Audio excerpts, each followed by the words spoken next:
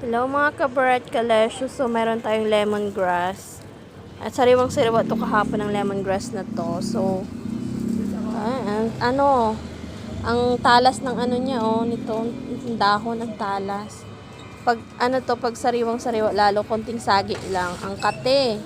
Pag nasayat ka nito ang kate, tapos mamamalayan mo may hiwa na pala, may sugat ka na, may scratch na yung yung nasayad na balat mo dito. Sobrang kate, tapos ang hapde. So, ayan. Ang mahal ng kilo nito, ang puhunan nito ay pinakamababa na yung 40. Pag mas maganda, 60, ganyan. Pero eto, tinawaran ko to siya kasi mix siya ng maliit malaki. So, nakuha ko siya ng 40 ang kilo. So, ayan. Kaya ang benta ko nito sa retail, ito, ganito kalaki, 5 piso.